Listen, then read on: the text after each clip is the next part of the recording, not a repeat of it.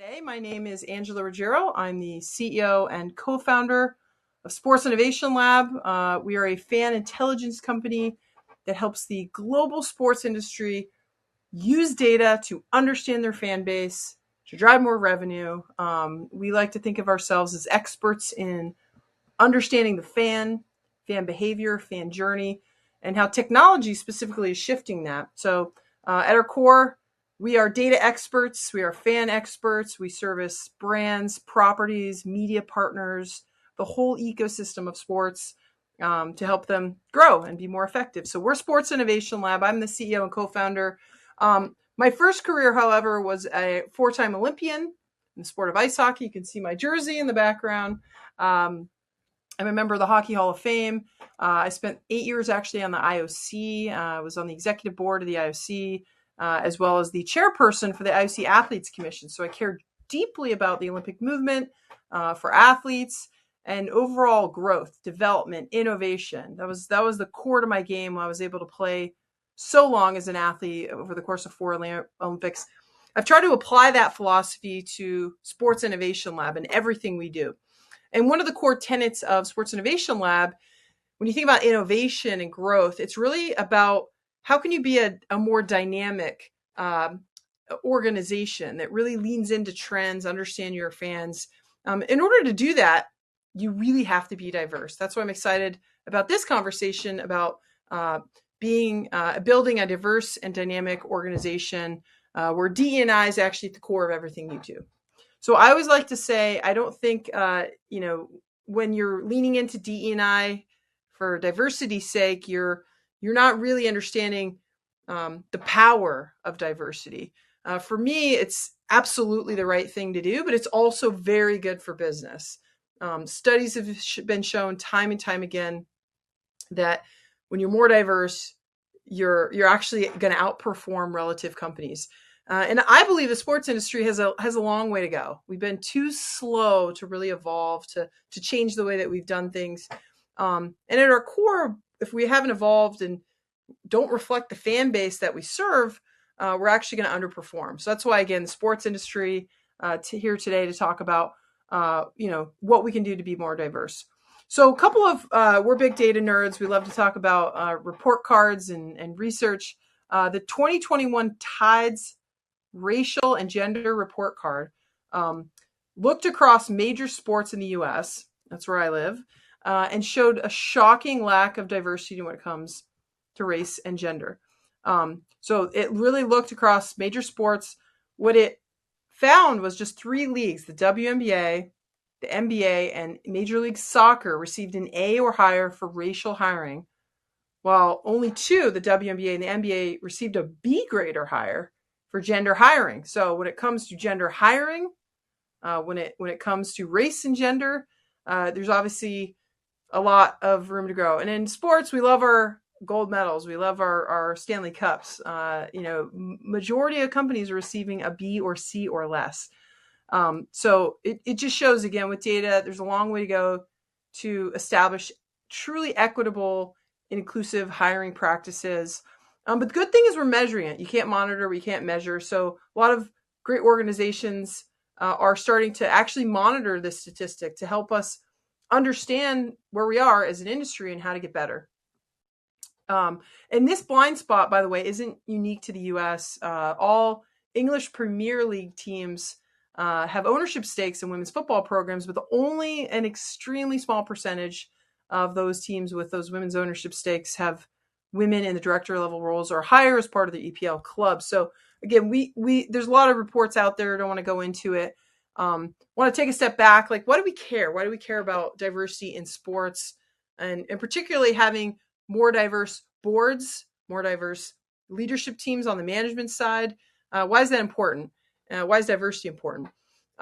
So what we think at Sports Innovation Lab is, again, when you have a diverse organization, you actually have a more innovative organization. And when the majority of companies fail, actually, business-wise, through time, being able to constantly evolve, innovate, and grow is actually the lifeblood of success. You have to be able to think differently. In fact, when we created a report called The Most Innovative Teams in the World, so you can Google it, Most Innovative Teams in the World, or go to my website, sportsilab.com. We actually thought about all the research we do, all of the strategy we do for global sports properties. What is it that makes them truly innovative? And again, one area was revenue diversification. One area was technology alignment. Okay, you're leaning into technology. But the third pillar that we believed is important and how we actually ranked these organizations was we called organizational agility. And that looked at how an organization is staffed for the future. How do they learn from adjacent industries? And how are they ensuring that diverse voices and opinions are included in their decision-making processes? So again, we believed if you could pick three things to make an organization diverse, innovative, you put aside traditional metrics of success, just, what's the valuation of the club, or are they selling tickets? No.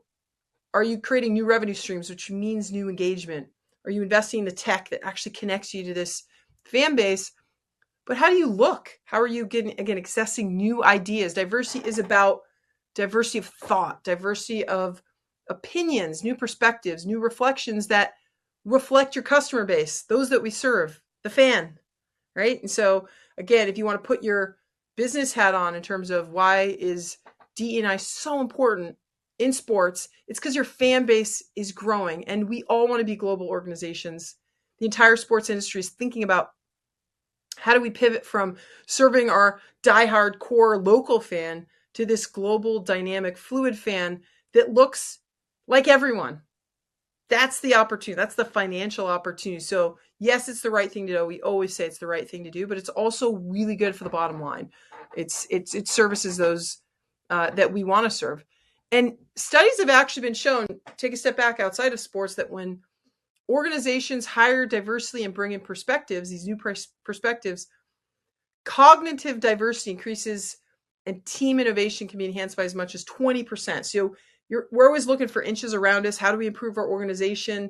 How do we make it better? 20% increase in impact, right? It could be one of the, again, tangible ways you can think about why diversity is important. Not only that, but building a diverse organization also leads to stronger internal culture and all the benefits that come from, again, creating an inclusive environment.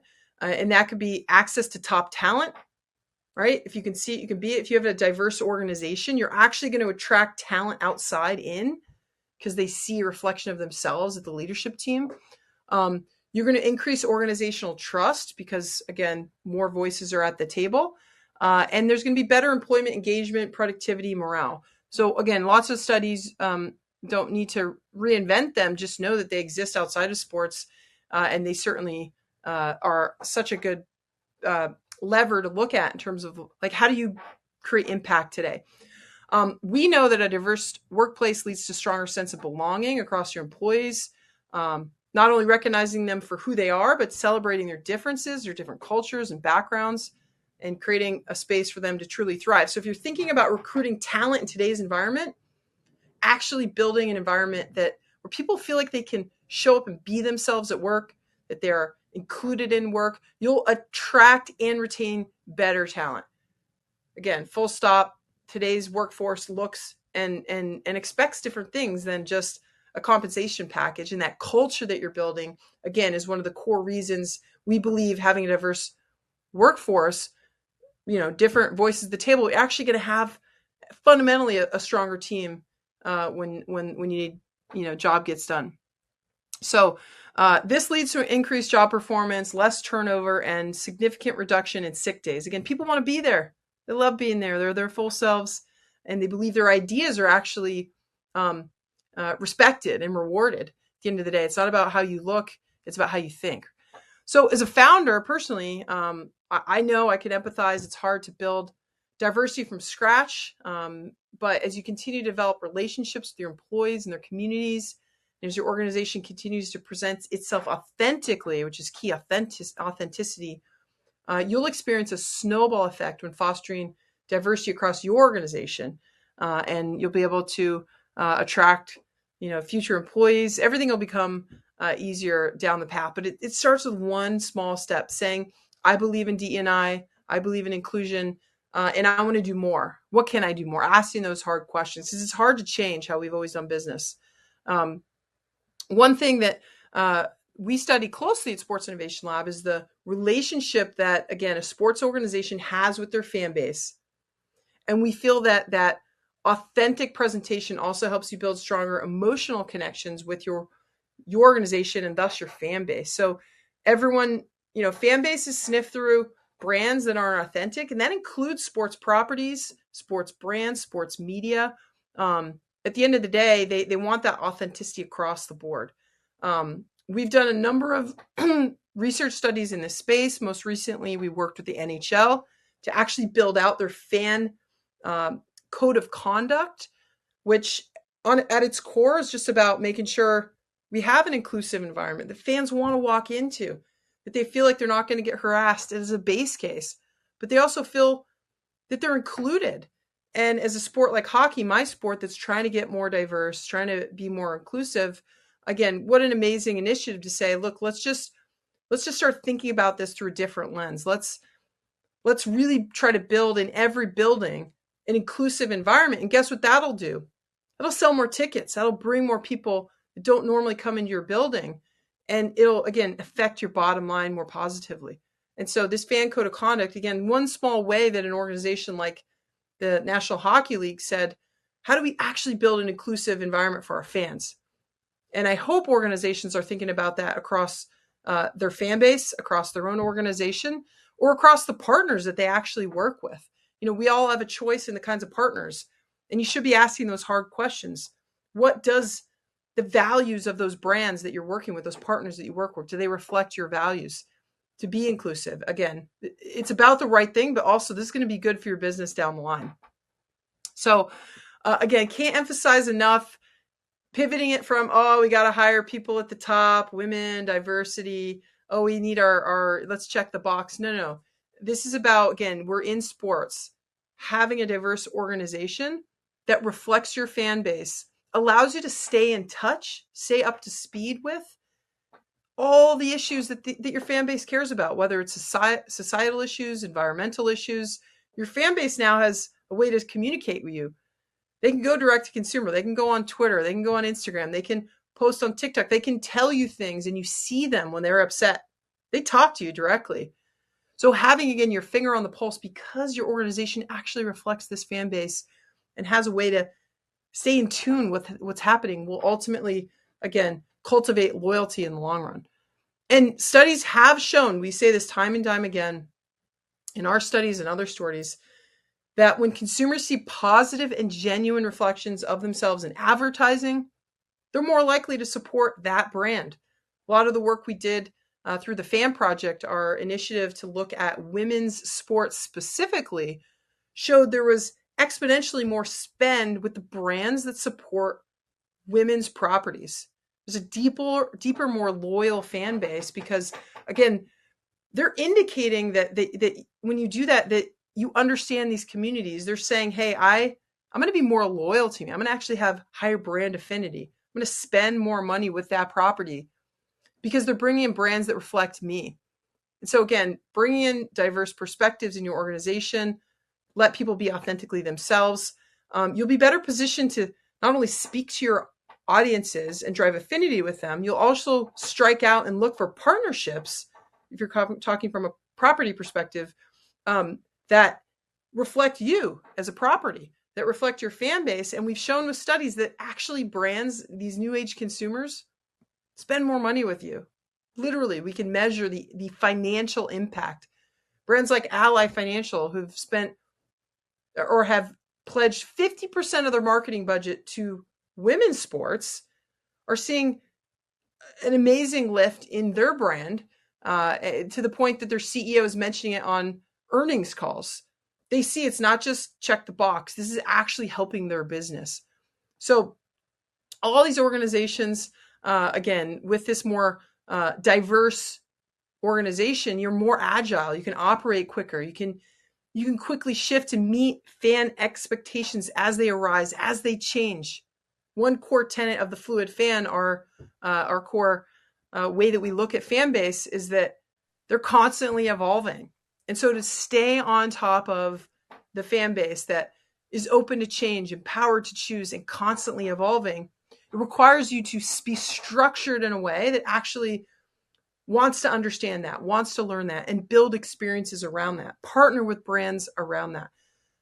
Again, can't overemphasize, this is hard to do. I serve on the board of World Rugby. We're trying to be more diverse. I spent 8 years on the IOC, as I'd mentioned, where we were less than 20%. Now we're 50%, I believe, on all the commissions and getting higher and higher in terms of membership. A focus on diversity is going to drive the bottom line. It's going to drive more revenue. It is the right thing to do, but it's hard, right? It's really hard to do. And, something again that I can empathize with, it's having a leader that says this is important enough that we're going to take one step forward and just make small, meaningful changes. Next time you have a hire, Harvard Business School has shown if you have 2 men and 2 women that are interviewing for that same position, they have equal percentage of opportunity to get that job.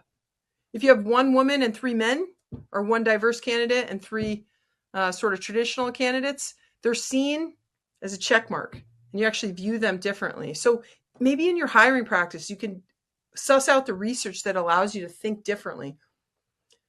Maybe you do you're looking at your management team and you're trying to think through who are the leaders that we could be thoughtful of when we pick up the phone to our search firm, what we actually want, some of the criteria we're looking for.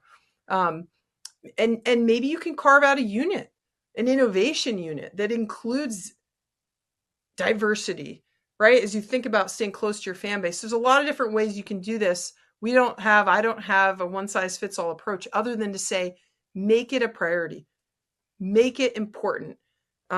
Take one step at the day.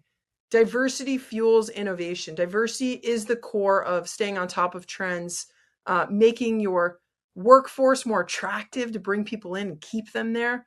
And it's a reflection of the world, right? I believe sports is the most powerful platform the world has ever seen in terms of showing what's possible. Don't we want to make the environments that we work in, don't we want to make the teams that we service more innovative, more diverse? So a lot we could go down. I just want to say, let's just start the conversation. I feel blessed to have asked to present some small measure of insight from Emmanuel and the whole SIGA team for the opportunity to speak today. And I implore all of you that are listening, thank you for listening. Just try one thing. Just ask it on the next all hands on deck meeting. Think about it from a board perspective. What can you do? And pick one thing. Just start small.